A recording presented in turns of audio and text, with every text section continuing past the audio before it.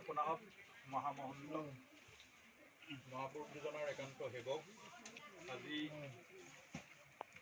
এই সেৱকীৰ গৃহত প্ৰভু অমংগলময় নামৰ অন্তত আমি কল্পটোৰ প্ৰাথমিক শাখাৰ তৰফৰ পৰা আমাৰ প্ৰাথমিক শাখাৰ একান্ত ভঙী জ্যেষ্ঠ বৈবৃদ্ধ প্ৰধাৰ শশীধৰ চুতীয়া দেৱক আমি প্ৰাথমিক শাখাৰ তৰফৰ পৰা এভাগ গামোচাৰে তেখেতক সন্মান জনাবলৈ আমাৰ পৰম শ্ৰদ্ধাৰ মূলৰ সদস্য ডক্টৰ যতীন চুতীয়া দেৱক তেখেতৰ সন্মান ভাগ আগবঢ়াই দিবলৈ আমি সেৱা নিবেদন কৰিছোঁ। কৃষ্ণ কৃষ্ণ হৰি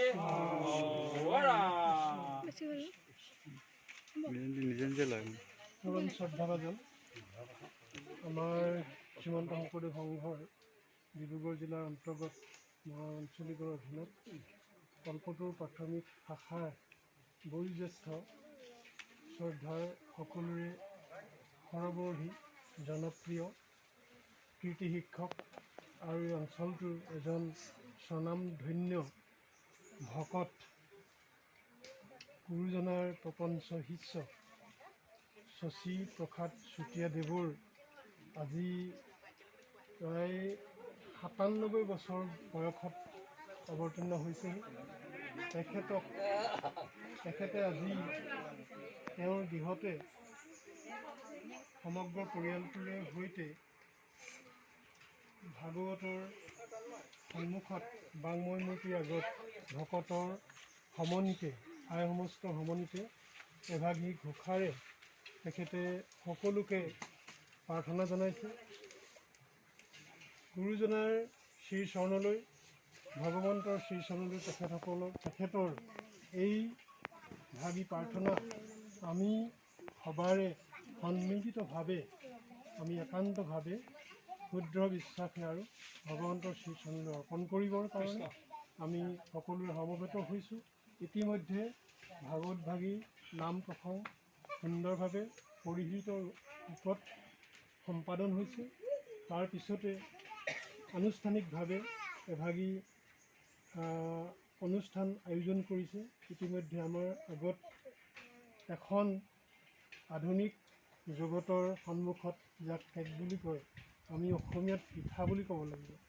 গতিকে এখন ডাঙৰ পিঠা সন্মুখত আগত ৰাখি তেখেতৰ আজি এই ৯৭ বছৰ বয়সত অৱস্থান কৰা এই মুহূৰ্তত আমি যাতে আৰু কিছুদিন দীৰ্ঘায়ুৰে তেখেতে শতকোটি বৰ্ষ অতিক্ৰান্ত কৰক আৰু থাকক, আমি এই কথাখিনি অন্তৰৰ সৈতে ভগৱানৰ শ্ৰীচৰণলৈ প্ৰাৰ্থনা জনাই আমি এই ভাবি ফুলাম গামোচাৰ অৰ্পণ কৰিবলৈ আগবাঢ়িছোঁ। কৃষ্ণ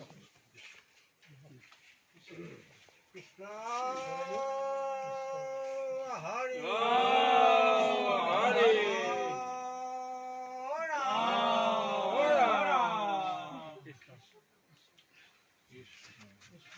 আপুনি আশীৰ্বাদ দিয়ক, আমাকে আশীৰ্বাদ দিব।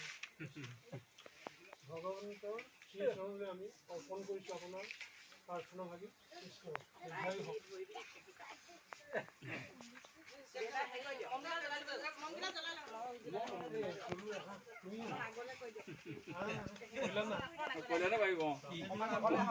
দেখাই দিব লাগে।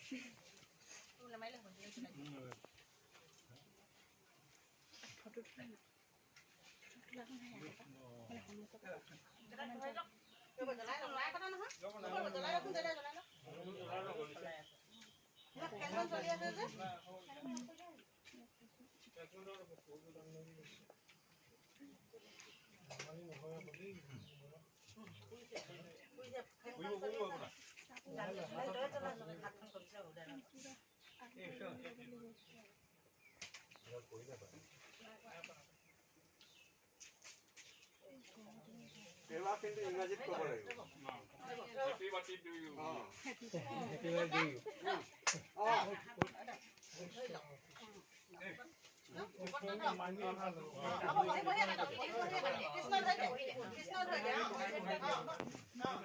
কোৱা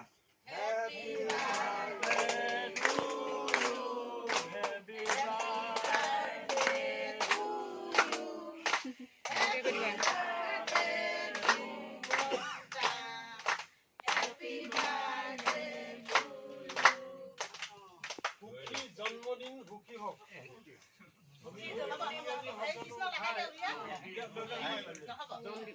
দিনটো সুখৰ হওক, সমৃদ্ধ হওক।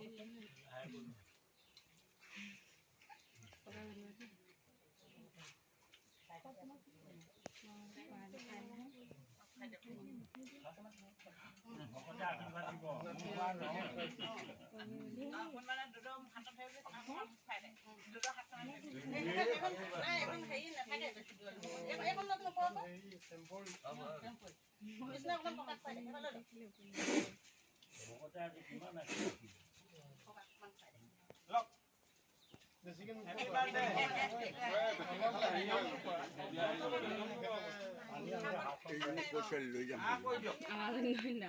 লৈ যাম।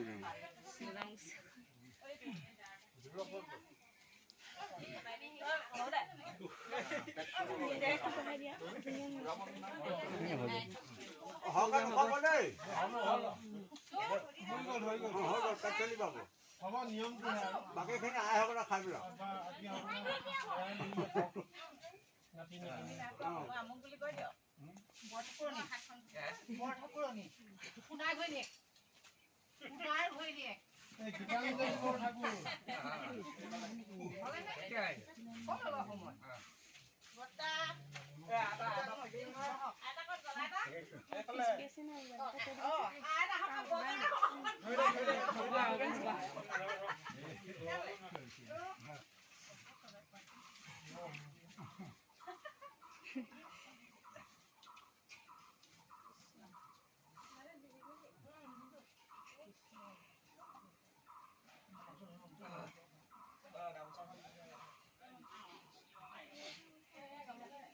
এইবাৰ কিন্তু বুঢ়া চেঞ্চুৰী মাৰিবই। পুৰা 100 বছৰ হ'ব আমাৰ প্ৰাথমিকৰ নাম হ'ব ভাল মুখস্থ আছে স্মৃতি স্মৃতি শক্তি পুৰা প্ৰাৰ্থনাবোৰ যে ইমান ধুনীয়াকৈ মনত মোৰ ফালৰ পৰা মই আইতাক কৈ দিব নোৱাৰো এজনী আইতা আছে এজনী আছে নাপালে ৰ ল'বক দিয়া হ'বকে দিয়া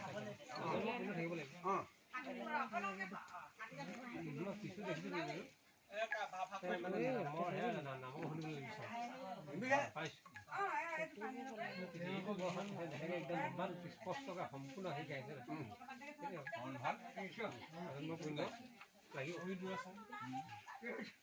খালি কাণখনহে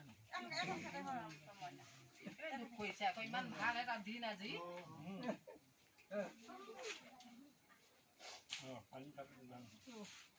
পানী খাই